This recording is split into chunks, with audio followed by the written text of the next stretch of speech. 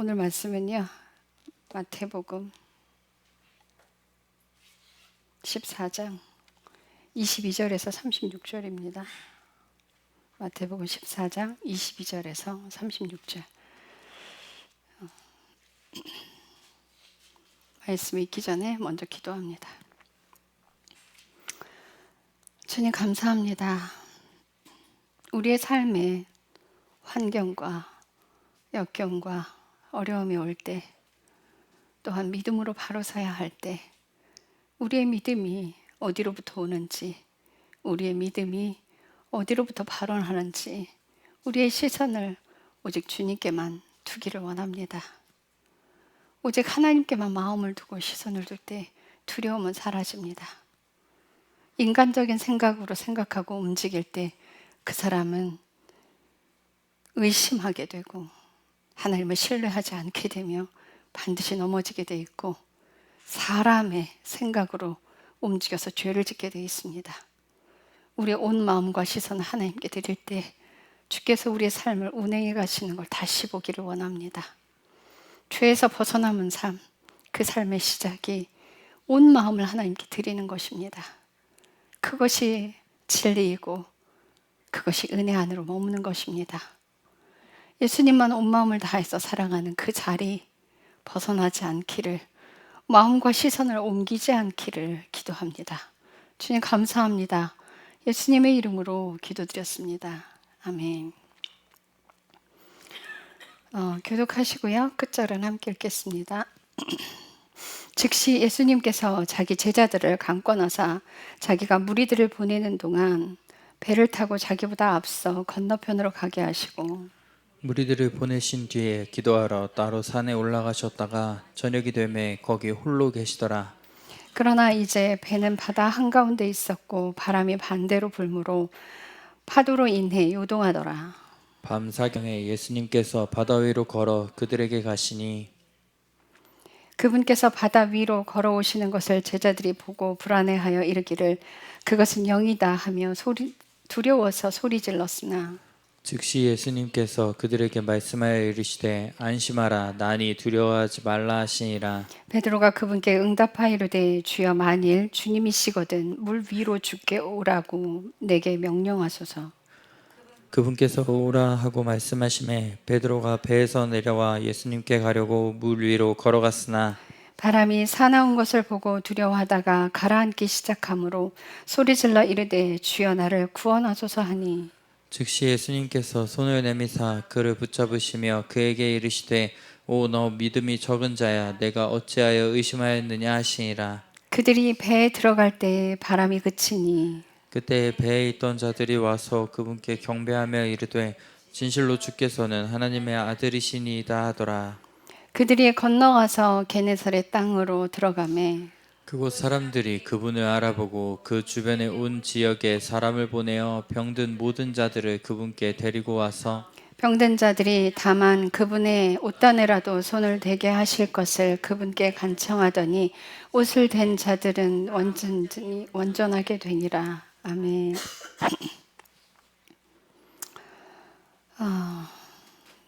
오늘 읽은 말씀은 굉장히 유명한 구절이죠. 우리가 너무나 여러 번 자주 했고, 왜 베드로가 물에 빠졌는지 우리는 압니다. 그러나 우리 삶에 그런 일이 벌어졌을 때 과연 우리가 처음 베드로가 시선을 예수님께 온전히 드렸을 때처럼 넘어지지 않고 온전하게 예수님께만 시선을 드릴 수 있겠는가? 아이가 아플 때, 우리 삶에 고통이 왔을 때, 우리 삶에 문제가 발생했을 때 우리가 과연 그 문제들을 바라보지 않고 예수님만 바라볼 수 있겠는가? 그런데요, 우리가 예수님을 바라보지 못하는 그런 악조건들이 있어요. 첫째, 예수님께 마음과 시선을 두지 못하는 이유가 내가 마음을 나누고 있다는 것. 그걸 먼저 찾으셔야 돼요. 내가 마음을 나누고 있으면요, 염려가 먼저 들어오고요, 걱정이 먼저 들어오고요, 의심이 들어와요. 마음을 나누고 있고, 그렇게 되면 시선은 어디로 가 있냐면요, 예수님께 머무르지 않아요. 그 시선 또한 문제가 있는 방향으로 가게 돼 있어요. 그 시선이 고통에 다다르게 돼 있고, 그 시선이 안타까움에 다다르고, 그 시선이 또한 어려움과 또한 미워하는 사람에게 가 있어요. 그렇게 되면 우리는 무너지고 의심하고 넘어지고 있으면 신뢰하지 않는 자리까지 빠져들어가 버려요. 그런데 우리 인생이 정말 하나님께 가까이 가는데 가장 도움이 되는 게 무엇일까? 우리 인생이 하나님께 가까이 가는데 우리가 해야 되는 것이 무엇입니까? 그러니까 제가 여러분들께 말씀드리지만 마음 모으는 거예요. 완전히 하나님께 온전하게 마음을 드린다면 여러분들 장담하건대 넘어지지 않아요. 온 마음을 주님께 드리면 어려움은 지나가는 거예요. 여러분, 잔느기용이 그 시댁 식구들한테, 시녀들한테까지 아주 혹독하게 당할 때 시어머니는요, 잔느기용을 사람 취급도 하지 않았어요. 남편 또한 마찬가지였어요. 병이 걸려서 아픔에 고통스러워 하는데도요, 의사를 불러주지 않았어요. 고열에 시달릴 때도요, 의사를 불러주지 않았어요. 혼자 주님께 씨름을 했어요. 만약 잔느기용이 그 고통 가운데서 그 신음하는 열 가운데 있을 때 잔느기용이 하나님을 찾지 않고 내가 아픈데, 이렇게 아픈데, 내가 고통스러운데 어느 누구도 나를 신경을 써주질 않는구나, 이렇게 생각을 하면요, 그 사람은 자살하게 돼 있어요. 차라리 죽자. 내가 이 삶을 뭐하러 이어갈 이유가 있나? 내가 왜 이런 고통을 당하고 살아야 되나?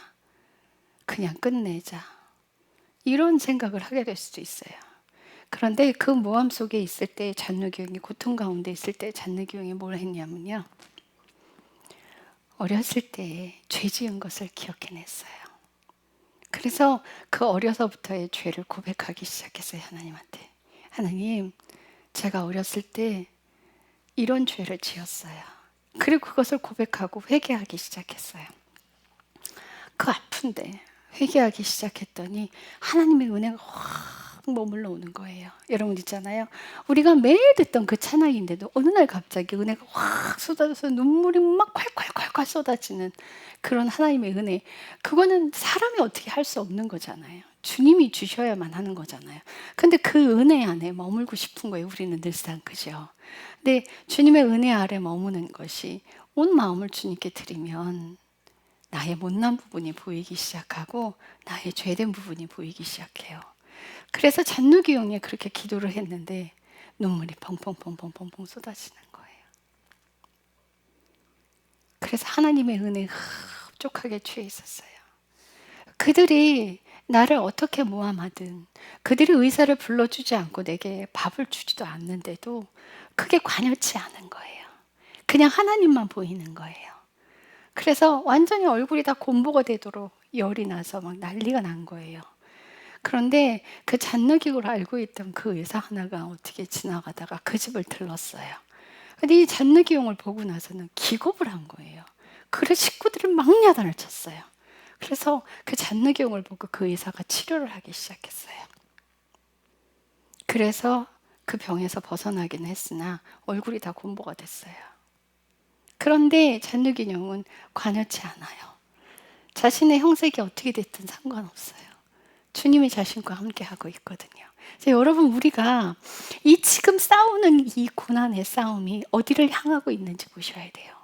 무엇 때문에 우리가 이 고난을 당하고 있는지, 무엇 때문에 우리가 이 환경 속에 있는지, 우리가 그 환경 속에 매몰돼 버리고 그 문제들만을 바라보고 고통만을 바라보고 있으면 하나님께 시선이 가지 않아요. 베드로가 물에 빠졌던 것처럼 그 고통 가운데 허우적거리고 있을 거예요.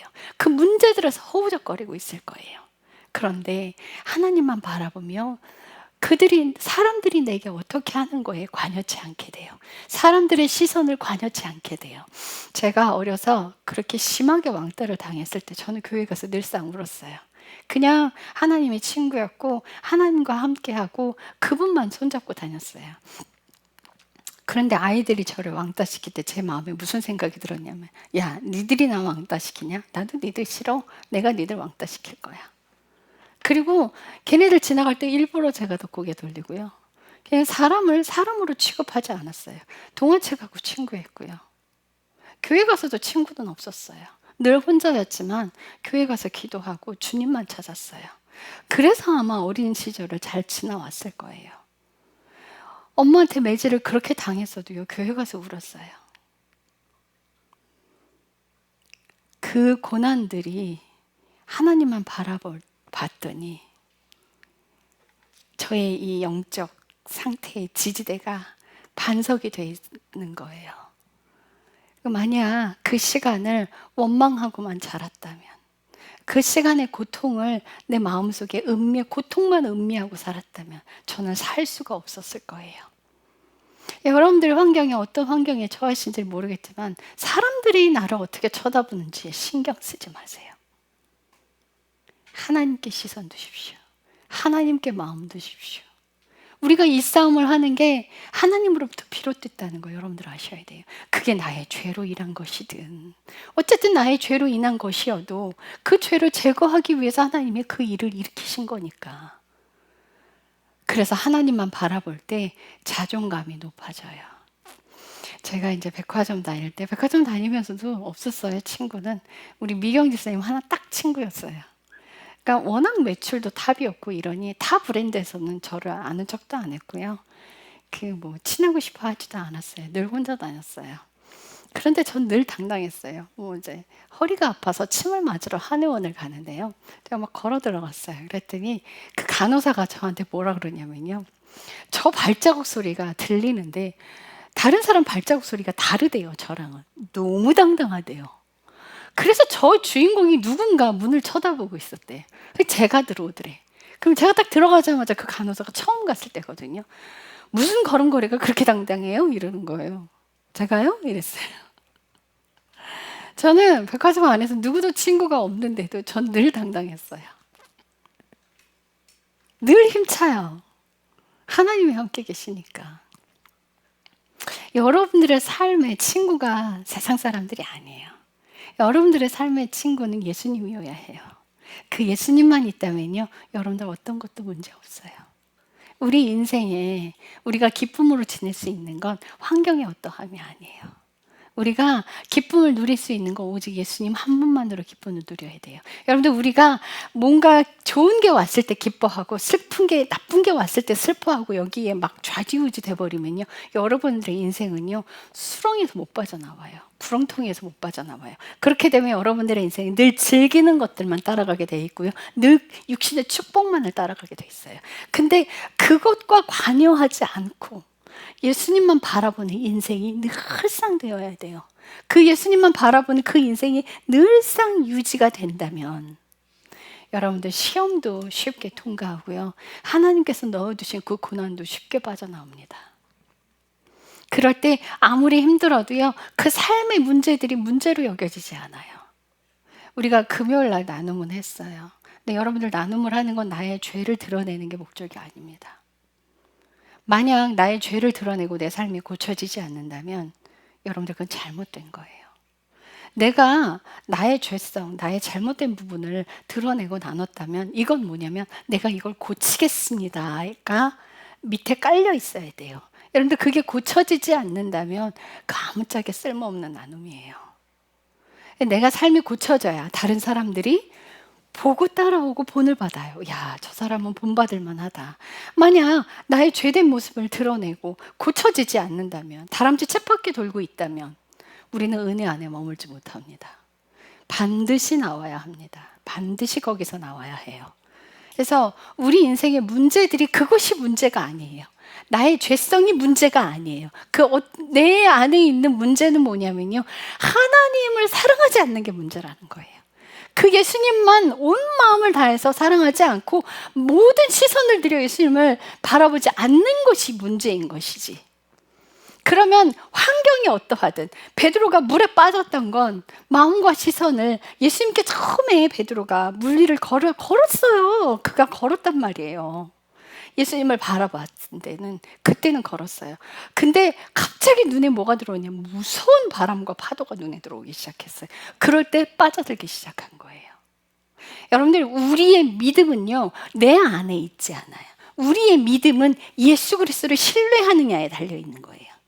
그분의 믿음, 그분이 날 지키실 거를, 그분이 내 모든 상황을 다 알고 계시고 그분은 못하실 일이 없다는 걸, 그걸 신뢰만 한다면, 모든 시선을 그분께 둔다면 우리의 삶의 문제는 아무것도 아닌 게 돼버려요. 내 인생이 망가져서 내 목숨을 내가 어떻게 끝내보려고 하는 일들은요, 다 하나님을 바라보지 않고 있기 때문에, 기도하지 않았기 때문이에요. 주님께 기도하지 않았기 때문에 그 인생이 나락까지 떨어집니다. 여러분들 삶에 좀 불편한 것이 있거나, 우리 하랑이가요, 여자들이 한 달에 한 번씩 하는 그 마법에 걸리면요, 통증이 끔찍해요. 그거 안 당해본 사람 몰라요. 제가 고등학교 시절에 그랬어요. 막 방 안에서 떼굴떼굴 굴렀어요. 너무 고통스러워서, 너무 끔찍하게 아파서 타이레놀 약, 사리돈 이런 걸 먹어야만 통증이 조금 완화가 됐고요. 시간이 지나면 또 아프고 이랬어요. 약이 아니면 해결이 안 되는 그런 삶이었거든요. 그런데 기도하면 하나님이 가져가세요. 근데 만약 그걸로 인해 하나님이 나를 다루신다면 어떤 응답이 오냐면, 네 가진 게 족하다. 그런 걸 감사함으로 지나가야 하는데, 여러분, 기도하지 않아서 하나님이 고쳐주실 수도 있는데 내가 기도하지 않아서 일부러 당하고 있는 것도 있다는 말이에요. 왜 기도하지 않느냐는 거죠. 그래서 여러분들 문제가 생기면 하나님 앞에 내어놓으세요.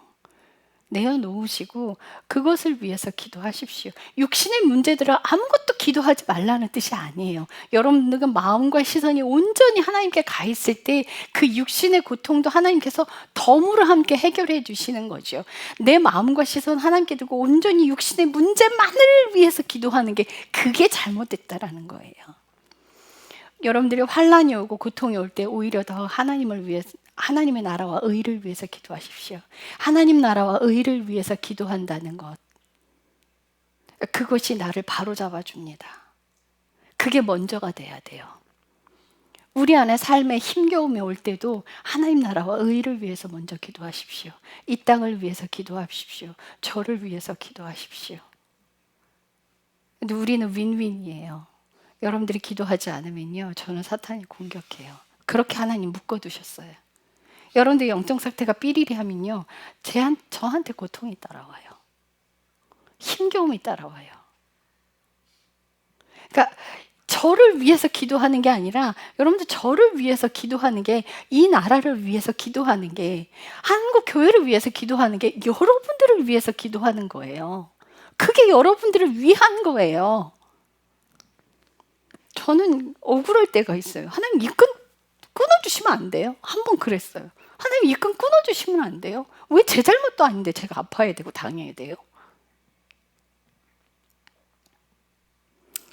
그런데 우리는 함께 가야 하는 존재이기 때문에, 함께 가야 하는 존재이기 때문에, 저에게 하나님이 늘 하시는 말씀이 있어요. 너는 기도가 아니면 한 발도 뗄 수 없으리라. 내가 네 뒤에 기도하는 10,000명을 붙일 것이다. 저를 위해 기도한다는 건 하나님 나라를 위해 기도하는 거예요. 왜요? 앞으로 제가 해나가야 될 그 사역들이 하나님의 일이거든요. 한국교회가 깨어나게 하는 그런 역할, 저를 한국교회 망치로 세우셨으니까 한국교회가 깨어나야 하는 게 하나님의 일이잖아요. 회개하고 돌아오게 하는 일들이 하나님의 일이잖아요. 제가 앞으로 해나가야 될 그 일들이 그런 일이잖아요. 제가 교만하면 그 일들이 망가져 버린단 말이에요. 근데 사람을 위해서 기도하라는 게 아니에요. 하나님의 일을 위해서, 하나님 나라를 위해서 기도하라는 거예요. 그것이 자기 자신을 위한 것이라는 걸 다시 한번 뼈저리게 느끼셔야 되고요. 그것이 하나님의 일이라는 걸, 예수 그리스도를 믿는 것이 하나님의 일이라는 걸 진심으로 그 자리에서 주님 앞에 엎드려 기도하는 그 제목이, 하나님 나라와 의를 위해서 기도하는 게 먼저가 돼야 한다는 걸 기억하십시오.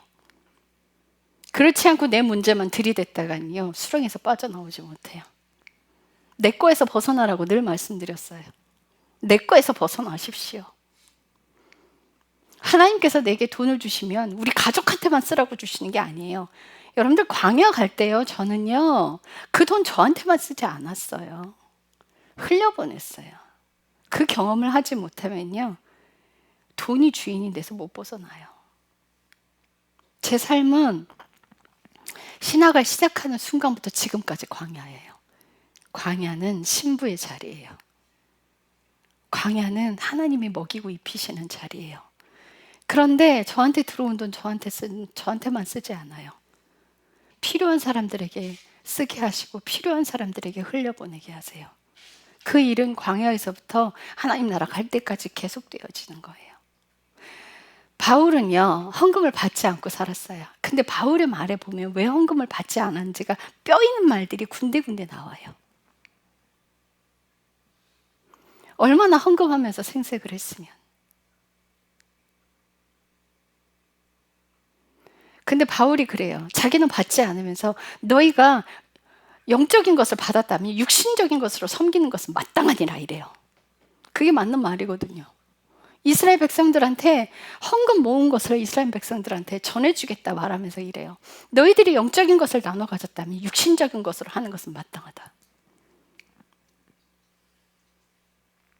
그 원리가 함께 통하는 사람들, 하나님 나라는 세상으로부터 이렇게 부름받은 자들의 모임이에요. 교회나 건물이 아니에요. 교회는요, 육신들의 모임. 예수 그리스도의 이름이, 예수 그리스도가 한 사람씩 하나하나 다 들어가 있는 사람들의 모임이 교회예요. 그 모임 안에서는 시기 질투가 있으면 안 됩니다. 그 모임 안에서는 미움이 존재해서도 안 됩니다. 누군가의 허물이 드러났다면 덮어주는 걸 하십시오. 절대 왕따 그거 진짜 나쁜 거예요. 악한 짓 하지 마세요. 자기는 얼마나 잘나서. 본인은 죄 안 지어? 뒤에서 숨어서 죄 짓잖아요. 사람에게 드러나지 않았을 뿐이지. 상처받은 이들, 죄가 드러나서 회개하는 사람들 품어주셔야 돼요. 절대 내치시면 안 돼. 형제를 미워하는 것, 그것이 살인이에요. 사탄에게 속는 거예요, 그게. 형제를 용서하지 않는 게 사탄에게 속는 거예요. 그 일들을 행하는 것, 그런 것들이 믿음을 약화시켜요. 그런 행위들이 공경에 처했을 때 어려움에 더 빠지게끔 만들어버려요. 힘겨움이 찾아왔을 때 여러분들 그 힘겨움만 바라보게 만들어 놓은 것들이 그런 요인들이 작용을 해요. 자잘한 것들, 작은 것들.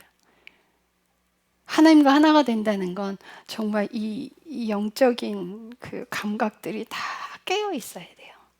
영적인 감각들이 죽지 않게끔 하셔야 됩니다. 죽지 않고 예수 그리스도만 바라보는 삶이 되기 위해서 내가 기도하는 자리를 지켜야 되고 그 삶을 위해서 말씀 보는 시간 사수해야 되고 그 삶을 살아내기 위해서 이 말씀 보는 것과 기도하는 것 자체만으로 거룩이 되지 않습니다. 이것이 삶으로 이어지는 것이 하나님께 영광이고 거룩입니다. 이 삶까지 이어지지 않는다면 하나님이 영광 받지 않으세요.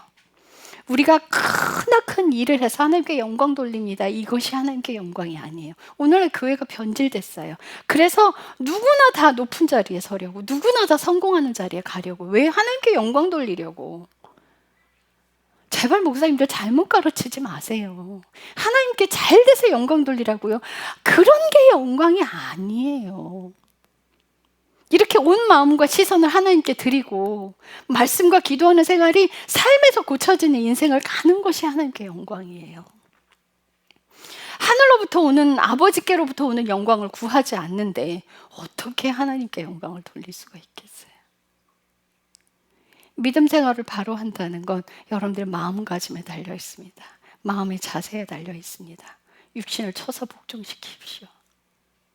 자신이 못하고 있는 것들을 하나님 앞에 고백하며 그 삶에서 벗어나올 수 있기를 간절히 소망하셔야 돼요. 우리 인생 허망하고 부질없어요. 그게 뭐 그렇게 대단해서 그 자잘한 거에 목숨 것입니까?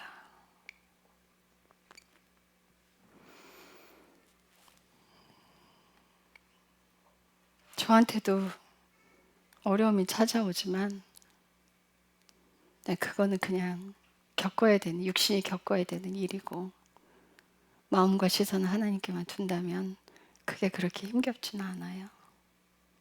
주님만 바라보고 있다면 어차피 우리 인생은 예수님을 향하고 있거든요. 환경과 어려움, 그것이 나를 삼키지 않게끔 하십시오. 여러분들의 인생에 거기에 삼켜지지 않게끔 하세요. 사탄에게 속지 마세요. 주변을 둘러보십시오. 나만 바라보지 마세요. 내 상처만 들여다보지 마세요. 주변을 바라보세요.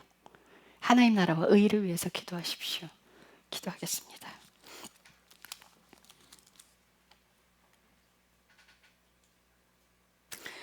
완전한 삶은 하나님께 있습니다. 사람은 완벽하지 않습니다. 그런데 하나님께서 우리에게 완전하라 말씀하십니다. 이 완전이란 뜻은 허물도 없이 실수도 없이 완벽하라고 말씀하시는 것이 아닙니다. 범죄했을 때 얼른 일어나라는 것이고, 범죄했을 때 얼른 회개하라는 것이며, 어려움이 찾아왔을 때 감사하라는 것이고, 고난이 찾아왔을 때 하나님만 바라보라는 것이며, 역경과 환난 가운데서도 오직 예수 그리스도만 바라보라는 것입니다.